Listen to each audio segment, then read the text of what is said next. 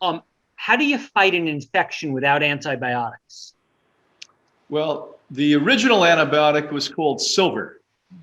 And when Rockefeller came in and got rid of plant-based medicine, herbal medicine, and displaced it with what he made money on, and that's oil-based medicine, and it's now become the #3 killer in the United States and most developed countries.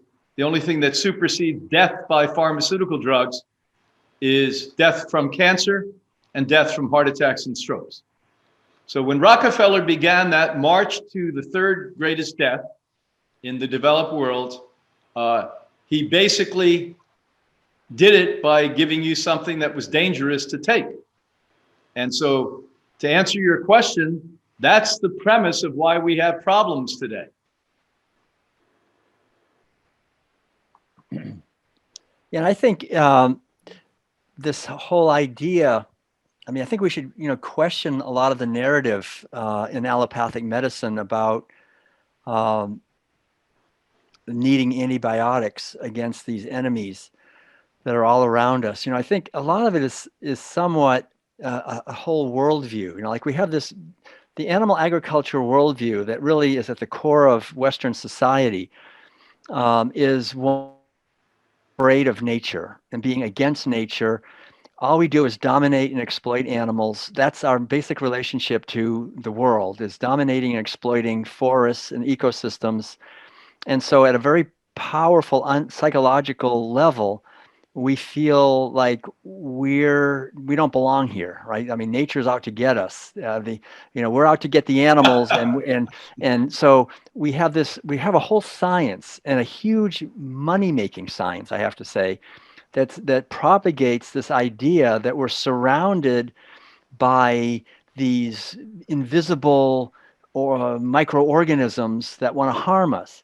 Even now, it's only been in the last 10 years, really, we've kind of figured out that our bodies actually have more microorganisms cells than our own body cells. Right? We have trillions and trillions of. Here's a number, Will, so you can give it to them. You have 10 times more bacteria in your body than you have cells. Right. 10 times exactly. So if bacteria were so bad, we would kill ourselves. We would die immediately if the bacteria were not there. And in terms of viruses, it's probably 100 or 1,000 times more viruses than there are cells in our body.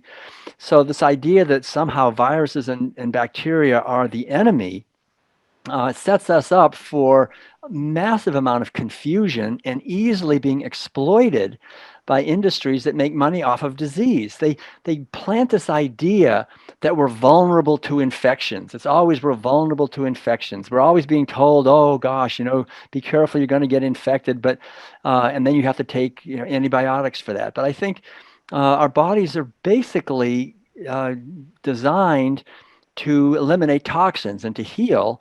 And taking in antibiotics essentially is counterproductive, I think, primarily. I mean, most of the time, you're killing off a lot of beneficial bacteria, killing off things that really are important to us. And so, we look back in the past and we see these very highly respected doctors and surgeons that would bleed people, right? They would bleed people till they died.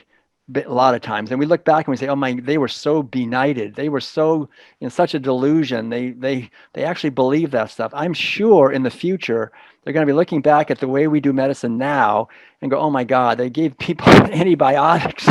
They gave people all these toxic medications. I mean, what were they thinking?" It's like we think we're so advanced. I mean, we do. I admit we do incredibly amazing things technologically with repairing joints and certain things like that.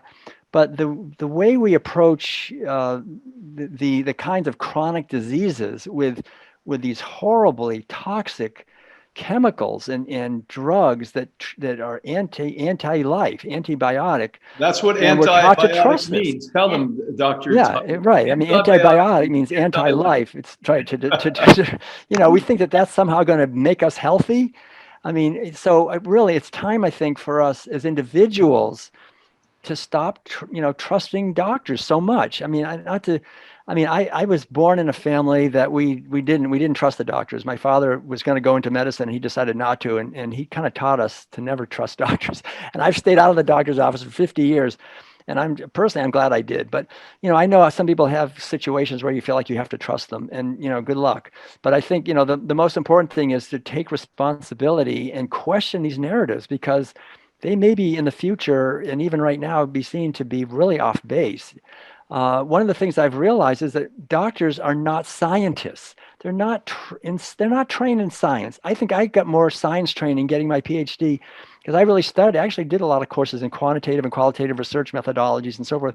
Doctors don't get that. Doctors learn protocols. They learn to follow a protocol, and they have to do it or they'll get sued. So they're in kind of like a golden prison where they just have to do what they're told, or they're going to be thrown out of the profession. So they're afraid to do anything outside of a protocol. And if the protocol that comes down from the CDC or comes down from whoever it is, it's directed by the pharmaceutical industry for profit. So you have to really understand that the system is not in place necessarily to maximize your health. It's in place to maximize profit. And that is not necessarily going to help. So we have to really be willing to ask the hard questions and go against a lot of the established wisdom and find out that our bodies are miraculous and they can heal amazingly well if we mobilize our mental, psychological, spiritual, and nutritional wisdom together. We have tremendous capacity. We don't have to rely on these toxic things necessarily.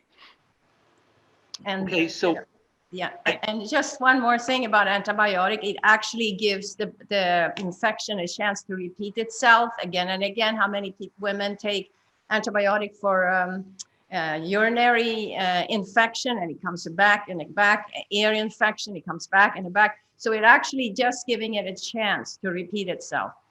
So what is the 10-second answer to, you said silver, is that the answer, Brian, that you're saying? It's certainly in most cases, and I'm not totally against antibiotics. There's times and places for it. I'm not totally against allopathic medicine. I think there's a place and a time. I'm a guy that thinks a big round table is what's necessary in the 21st century. That we need to sit there, put our egos at the door and say, what are we really good at? I know what I'm good at, and that's what I love to do. And when we have doctors, medical doctors that work with us here, we have researchers that we access all of the time. So there's things I don't know and I'm not even frankly that interested in. And when we need their input, there's sometimes you need medical intervention. But, I think what Dr. Tuttle said is a general statement I would agree with, that, it's the poor doctors do it for the right reason. I mean, I've never, well, I shouldn't say never, very, very, very, very rarely, once or twice, met a doctor that did it for money. When they were 18 or 19 years old, these kids said, I'm going to dedicate a decade or more of my life to educate. And it was always a story I heard. My mother died, my uncle died, my grandmother died. That's why I wanted to be a doctor. And then they get into a system that trains them to be glorified pharmacists, just to go through one prescription after another prescription. And if they talk out of line and try to do something that a specialist is going to do, they're going to lose their license and their livelihood and not be able to feed their family or pay their mortgage. This is a crazy system. Then you have lawyers basically that are telling you on international TV, sue these people for doing what they were told to do. It's no wonder when you go and you're overdosed. No wonder it's the number 3 killer in the developed world today, because they overdose you on the drugs in fear that they're going to lose their license or be reprimanded for doing what they were trained to do. And then the pharmaceuticals walk away and say, we've never told you that. Well, they have told them that. The entire training's act. Frankly, the way medicine's operating today, if you took online weekend programs for 5 weekends, you could probably be a doctor. Just plug in the disease. It will give you the 5 medicines that you basically can give people. And as long as you follow that list, you can keep your license. But in terms of the specifics, if someone has an infection, is there an alternative to antibiotics that you recommend? Yeah, well, that's the one that was used and we've seen successfully used, in my case, for half a century. And how do you buy silver? You go to a drug health store. You go to the health store. You can get it online. There's different types. There's ionic silvers, ones that are more effective in entering into the human cell. There are doctors that IV it into your body for infections that are really deep seated within the human anatomy. You can apply it to the top of the skin when you have wounds, so it's not infection. I mean, it is so multi-purpose. It's amazing, but just think of the term that Dr. Tuttle said. It's anti-life. And once again, today in my presentation, Immunity IQ, that you can watch on The Real Truth, I talk about this in detail. The whole 2 hours was exactly what we're talking about now. And what I pointed out is that 80% of your immune system comes from healthy bacteria in the intestine. Antibiotics kill them. More importantly, is that 90% of the serotonin that keeps your mind from being depressed, that keeps you from having psychiatric concerns, 90% of it comes from healthy bacteria and in the intestinal tract. Those two facts alone should get you to avoid it. Now, are there times and places? Sure. You have an accident on the highway and you have infections because you have the road and dirt inside of your thing, and they're taking you to a hospital. I would certainly tell you that it would be a pretty wise thing to take an antibiotic to stabilize it. And then after that, rebuild the intestinal tract with these pre and probiotics that we spoke about.